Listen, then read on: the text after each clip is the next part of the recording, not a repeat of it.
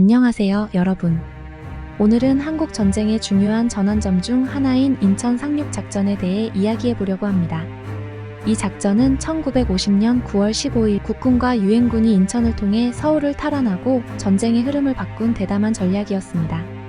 이 작전은 성공 확률이 5000분의 1에 불과할 만큼 위험하고 무모하다고 여겨졌지만 그 결과는 전 세계를 놀라게 했습니다. 오늘의 이야기를 통해 우리는 당시의 역사적 사건을 되짚어보고 그 결정이 가져온 결과와 우리가 배울 수 있는 교훈을 탐구해 볼 것입니다. 인천 상륙작전은 제2차 세계대전 이후 가장 대담하고 위험한 상륙작전 중 하나로 평가받습니다. 당시 한국 전쟁의 상황은 절박했습니다. 북한군이 거의 한반도를 점령하며 대한민국의 일부 지역만 남겨둔 상황에서 국군과 유엔군은 낙동강을 경계로 필사의 방어선에서 버티고 있었습니다. 이때 더글러스 맥아더 장군은 전황을 뒤집기 위해 대담한 결정을 내립니다. 인천 상륙작전은 철저한 계획과 준비 과정을 거쳤습니다. 맥아더 장군은 전세를 뒤집기 위해서 북한군이 예상치 못한 장소에서 기습 상륙작전을 펼치는 것이 필요하다고 판단했습니다. 인천은 서울과 가까운 위치에 있었고 상륙 후 빠르게 수도를 탈환할 수 있는 전략적 요충지였습니다. 하지만 이곳은 조수간만의 차가 크고 좁은 수로로 인해 접근이 매우 어려운 지역이었기 때문에 많은 리스크가 따랐습니다. 맥아더 장군은 이를 감수하고 인천을 상륙 지점으로 선택했습니다. 작전을 실행하기 전에 유엔군은 철저한 정보 수집과 준비를 거쳤습니다. 정찰을 통해 인천 해안의 지형, 북한군의 배치, 조수의 움직임 등을 파악했습니다. 그들은 이 모든 정보를 바탕으로 상륙 시간과 방식, 각 부대의 역할을 세밀하게 계획했습니다. 또한 상륙 작전의 성공을 위해 해군과 공군이 협력하여 공습과 포격으로 해안을 사전에 정리했습니다. 1950년 9월 15일 새벽 6시 30분 작전이 시작되었습니다. 국군과 유엔군의 해병대와 보병부대는 인천 해안에 상륙을 시작했습니다. 이들은 여러가지 장애물을 넘어서면서 상륙작전을 강행했는데 처음에는 해안 지형과 북한군의 저항으로 인해 어려움을 겪었습니다. 그러나 국군과 유엔군의 사전 포격과 공습 덕분에 북한군의 방어는 이미 약화된 상태였습니다. 첫 번째 상륙부대가 해안에 도착하자마자 방어진지를 구축하고 다음 부대가 상륙할 수 있는 기반을 마련했습니다. 두 번째 파도는 장비와 물자를 실은 병력으로 구성되어 첫 번째 파도가 확보한 교두보를 확장하고 해안을 완전히 장악하기 위해 추가 병력과 중장비를 투입했습니다. 이 시점에서 국군과 유엔군은 더 깊숙이 진격할 수 있는 준비가 되었습니다. 상륙작전이 성공적으로 마무리되자 국군과 유엔군은 곧바로 내륙으로 진격했습니다. 인천에서의 성공적인 상륙은 국군과 유엔군에게 강력한 발판을 제공했고 서울로 향하는 진격은 빠르게 진행되었습니다. 북한군은 예상치 못한 기습에 혼란에 빠져 방어선을 제대로 구축하지 못한 채 후퇴했습니다. 인천을 점령한 후 국군과 유엔군은 빠르게 서울을 향해 이동했습니다. 국군과 유엔군의 공격은 신속하고 효과적이었으며 11일 만에 서울을 탈환하는 데 성공했습니다. 이로 인해 전쟁의 판도가 완전히 바뀌었고 북한군은 큰 타격을 입었습니다. 인천 상륙작전은 단순히 전투의 승리 이상을 의미했습니다. 이 작전은 국군과 유엔군이 전략적으로 매우 중요한 승리를 거둔 사건으로 전쟁의 흐름을 완전히 바꿔놓았습니다. 북한군은 북쪽으로 후퇴할 수밖에 없었고 전세는 국군과 유엔군에게 유리하게 전개되었습니다. 또한 이 작전의 성공은 국제사회에서 유엔군의 신뢰와 사기를 크게 높였으며 한국 전쟁의 새로운 국면을 여는 계기가 되었습니다. 그러나 만약 인천 대신 다른 지역을 선택했더라면 어떤 결과가 나왔을까요? 당시 유엔군은 여러 상륙 지점을 후보로 검토했습니다. 군산, 진남포, 그리고 포항이 주요 후보지였죠. 서해안에 위치한 군산은 인천에 비해 방어가 덜 되어 있었기 때문에 상대적으로 안전한 선택으로 여겨졌습니다. 하지만 군산은 서울로부터 더 멀리 떨어져 있었고 상륙 후 빠르게 수도를 탈환하기에는 어려운 위치였습니다. 또한 군산에서 상륙작전이 진행되었다면 북한군이 빠르게 대응할 시간이 있었을 것입니다. 북한 황해도에 위치한 진남포는 북한의 주요 산업지역 중 하나였고 이곳을 점령하면 북한의 경제와 물류에 큰 타격을 줄 수 있었을 것입니다. 그러나 진남포는 북한의 깊숙한 내륙에 위치해 있어 국군과 유엔군이 상륙하더라도 고립될 가능성이 컸습니다. 보급선이 길어져 지속적인 작전 수행에 어려움이 있을 것이고 이는 전체 작전의 실패로 이어질 위험이 컸습니다.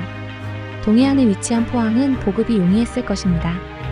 그러나 주요 전투 지역에서 멀리 떨어져 있었기 때문에 전황을 신속히 뒤집기에는 적합하지 않았습니다. 포항에서 상륙했더라면 국군과 유엔군은 전략적 요충지인 서울을 탈환하기 위해 장거리 이동을 해야 했고 이는 작전의 속도와 효과를 떨어뜨렸을 것입니다. 이 대안적 시나리오들을 보면 인천 상륙 작전의 선택이 얼마나 중요한지 알 수 있습니다. 다른 지역을 선택했다면 전쟁의 결과는 크게 달라졌을 것입니다. 인천의 선택은 성공 확률이 낮았지만 그만큼 큰 보상을 가져온 대담한 결정이었습니다. 인천 상륙 작전에서 얻을 수 있는 교훈은 오늘날 다양한 상황에 적용될 수 있습니다. 이 작전은 단순한 군사적 승리를 넘어 여러 가지 중요한 교훈을 우리에게 남겼습니다. 여기서 몇 가지 중요한 현대적 교훈을 더 살펴보겠습니다. 인천 상륙 작전은 더글러스 맥아더 장군의 결단력과 리더십이 돋보였습니다. 그가 작전을 계획하고 추진하는 과정에서 보여준 결단력은 매우 중요했습니다. 오늘날의 비즈니스나 정치적 결정에서도 마찬가지로 리더는 불확실성과 위험 속에서도 신속하고 확신에 찬 결정을 내려야 할 때가 있습니다. 결단력 있는 리더십은 조직이 어려운 상황을 극복하고 새로운 기회를 포착하는 데 필수적입니다. 인천 상륙 작전은 위험이 크지만 혁신적인 접근 방식을 채택한 사례로 전통적인 사고방식을 뛰어넘어 새로운 전략을 시도하는 것이 얼마나 중요한지를 보여줍니다. 현재의 기업 환경이나 기술 발전에서도 마찬가지로 위험을 감수하고 새로운 아이디어를 시도하는 것이 성공의 열쇠가 될 수 있습니다. 이는 빠르게 변화하는 세상에서 조직과 개인이 살아남고 성장하기 위해 필요한 자세입니다. 인천 상륙 작전의 성공에는 정보의 정확성과 기밀 유지도 큰 역할을 했습니다. 작전의 성공을 위해 철저히 계획된 정보와 기밀 유지가 매우 중요했죠. 오늘날의 정보화 사회에서도 정보의 정확성과 보안은 매우 중요합니다. 비즈니스, 군사, 정부활동 모두에서 정보의 보안과 기밀 유지가 핵심적인 요소로 작용하며 이는 조직의 성공과 실패를 좌우할 수 있습니다. 인천 상륙 작전은 유엔군의 다국적 연합이 협력하여 이룬 성공이었습니다. 여러 나라가 각자의 자원과 병력을 제공하고 협력함으로써 어려운 목표를 달성할 수 있었습니다. 이는 오늘날 글로벌 사회에서 국제 협력과 다국적 팀워크의 중요성을 잘 보여줍니다. 글로벌 비즈니스, 국제 문제 해결, 인도적 지원 등 여러 분야에서 국가 간의 협력과 연대는 필수적입니다. 다양한 배경을 가진 사람들이 하나의 목표를 위해 협력할 때 더욱 강력한 힘을 발휘할 수 있습니다. 마지막으로 인천 상륙 작전은 정신적 강인함과 회복력의 중요성을 보여줍니다. 전쟁의 혼란 속에서도 병사들과 지휘관들은 끝까지 포기하지 않고 임무를 수행했습니다. 오늘날의 개인과 조직도 다양한 도전과 역경에 직면할 수 있습니다.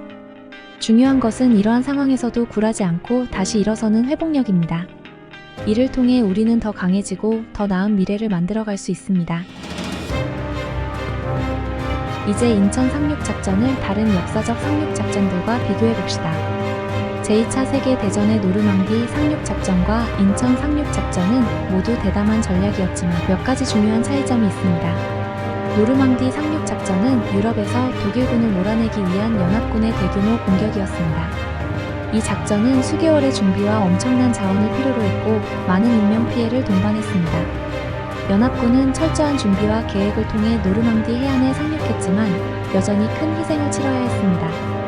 반면 인천 상륙 작전은 상대적으로 짧은 준비 기간과 적은 자원으로 수행되었습니다. 그러나 인천 상륙 작전 역시 매우 위험한 작전이었고 성공 확률이 낮았다는 점에서 대담함은 결코 뒤지지 않습니다. 두 작전 모두 예상을 뛰어넘는 전략과 용기를 보여주었다는 점에서 공통점이 있습니다. 하지만 인천 상륙 작전은 비교적 적은 병력과 자원으로 빠른 성공을 거두었다는 점에서 그 전략적 기교가 더욱 돋보입니다. 또한 다른 한국 전쟁 전투들과 인천 상륙 작전을 비교해보면 인천 상륙 작전의 전략적 중요성이 더 명확해집니다. 다른 전투들이 상대적으로 지역 방어와 저지에 초점을 맞춘 반면 인천 상륙 작전은 전체 전황을 바꾸기 위한 공격적 전략이었습니다. 이는 단순한 방어가 아닌 적극적인 공격이 때로는 전쟁의 흐름을 완전히 바꿀 수 있음을 보여줍니다. 인천 상륙 작전은 한국 전쟁에서 중요한 전환점이 되었고 오늘날에도 많은 교훈을 주고 있습니다. 성공 확률이 5000분의 1에 불과했음에도 불구하고 과감하고 대담한 결정을 내린 국군과 유엔군의 이야기는 오늘날 우리에게 많은 영감을 줍니다. 9월 15일 제74주년 인천 상륙작전 기념하여 이러한 역사의 순간을 되돌아보는 것은 단순히 과거를 기억하는 것이 아니라 미래를 위한 중요한 교훈을 배우는 것입니다. 그리고 이를 기반으로 대한민국이 생존했고 이후 기적의 역사를 만들 수 있는 계기가 되었다는 사실을 대한민국 국민이라면 잊어서는 안 됩니다. 여러분은 인천 상륙작전에 대해 어떻게 생각하시나요? 이 사건이 주는 교훈은 오늘날 우리에게 어떤 의미가 있을까요? 여러분의 생각을 댓글로 공유해주세요. 다음 시간에도 흥미로운 역사적 사건을 분석하여 우리가 얻을 수 있는 교훈에 대해 알아보겠습니다.